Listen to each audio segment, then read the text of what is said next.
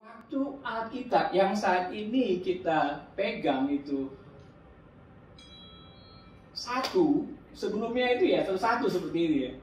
Jadi ada yang dari Kejadian, ada yang suratnya Paulus satu, kemudian ada yang Mazmur Daud dan sebagainya, gitu ya. Dan tahu gak saudara bahwa Alkitab itu sebenarnya buku yang paling laris di dunia ini. Beberapa tahun yang lalu 100 juta kopi laris dicetaknya. Jadi ini buku yang paling penting di tengah-tengah dunia yang kita alami seperti ini. Saudara, jumlah buku di dalam Alkitab itu ada 39 di dalam Perjanjian Lama dan sekitar 27 di dalam Perjanjian Baru. Jadi totalnya itu 66. Nah, saudara, menariknya saudara, di dalam masa penulisan Alkitab ini, tahu nggak saudara, itu ditulis 1200 tahun. Jadi dalam masa 1200. Jadi kalau mau menyelesaikan satu Alkitab ini, masanya sekitar 1200 tahun. Dan ditulis oleh 40 pengarang yang berbeda. Nah, pengarang ini saudara, ada raja, ada nabi, ada statesmanship orang politik, ada pujangga, dan ada nelayan, orang-orang biasa juga. Alkitab itu sendiri adalah suatu mukjizat. Amin, saudara? Adanya Alkitab itu sebagai satu mukjizat. Misalnya, walaupun 100, 200, 1000, 2000, 1200 tahun dan 40 pengarang, dulu itu kita aja berapa orang sih? Kita mungkin punya pandangan yang berbeda-beda gitu ya. Tapi ini 40 orang pengarang dari zaman yang berbeda, tetapi punya satu pesan yang sama tentang Mesias, tentang Kristus, tentang keselamatan. Tapi itu tidak cukup sebagai mukjizat, melainkan akurasi daripada Alkitab itu. Perjanjian Lama banyak menggambarkan dan sekitar 300 nubuatan tentang siapa Yesus itu. Dan digenapi.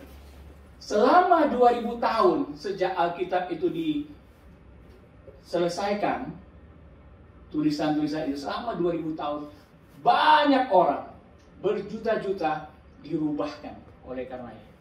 Dalam bukunya Pastor Stuart Robinson, pendiri Crossway, itu pernah dia menuliskan ada wawancara dengan 600 Muslim mengapa mereka percaya Yesus.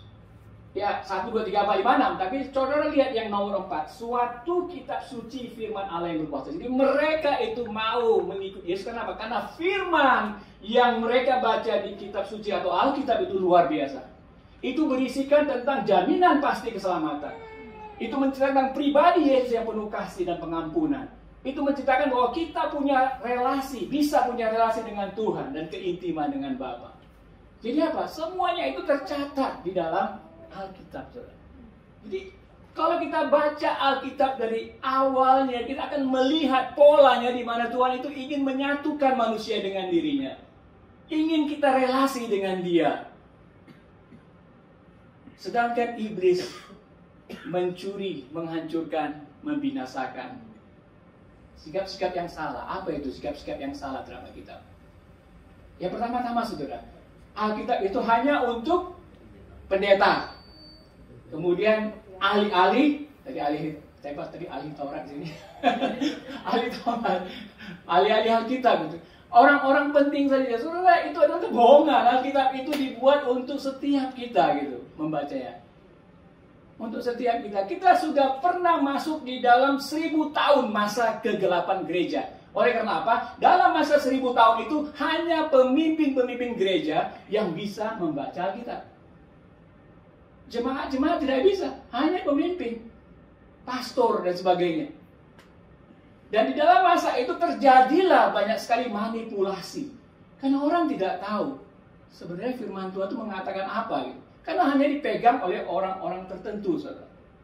Saudara, ada juga yang mungkin melihat Alkitab itu sebagai aturan, do and don't. Ini lakukan ini dan ini jangan lakukan. Sebagai hadis kalau dalam orang-orang yang lain gitu.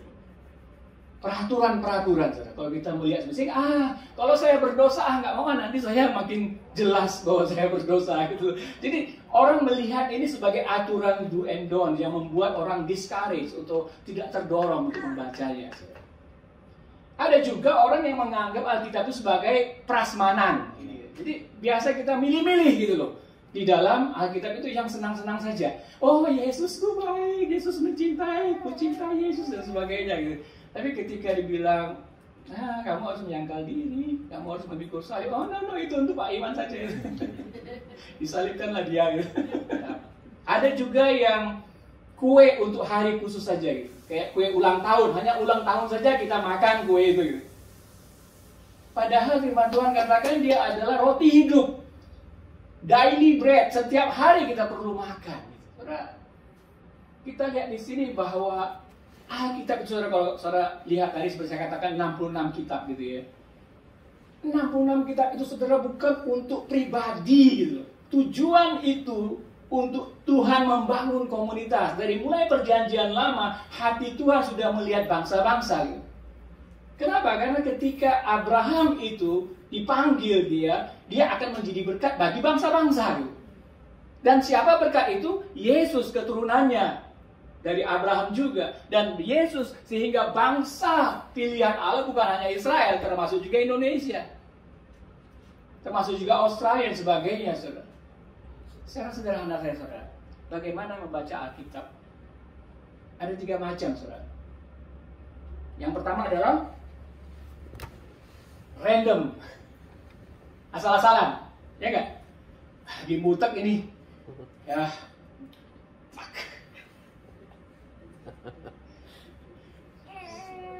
Salibkan dia.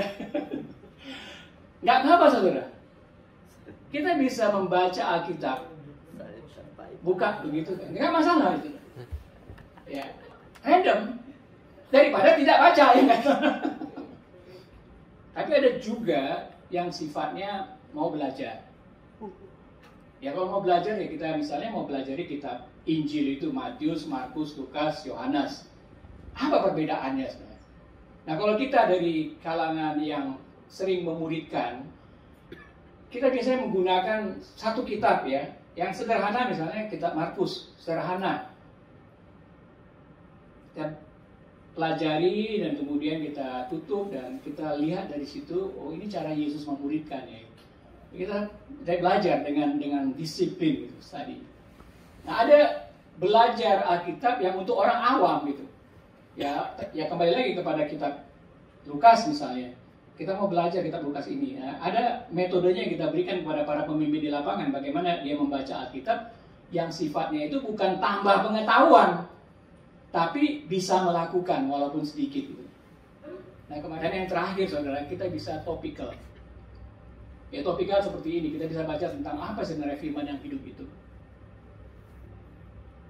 Kalau kita punya masalah ya tentang relasi suami istri, kita bisa baca tentang Efesus 5 gitu. Bagaimana relasi suami istri menurut Alkitab gitu. Itu topical. Kalau kita bicara tentang cari pekerjaan atau mendidik anak, ada banyak sekali.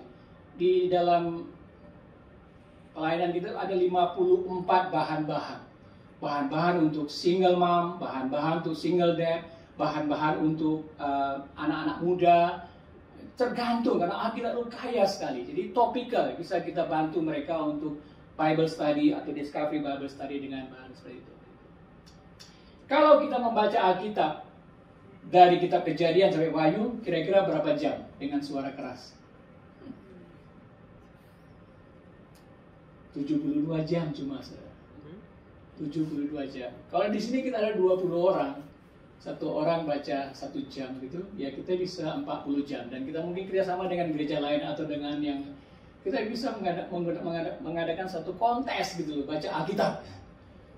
72 jam. 50 itu sekitar 72 orang atau 36 orang kalau misalnya satu orang itu mau baca 2 jam. Live. Untuk memberikan semangat orang kembali membaca Alkitab, saudara. Supaya kita boleh melihat kalau ada kotoran-kotoran yang kita perlu buang dari kehidupan kita. Amin, saudara? Saudara diberkati? Amin. Ya.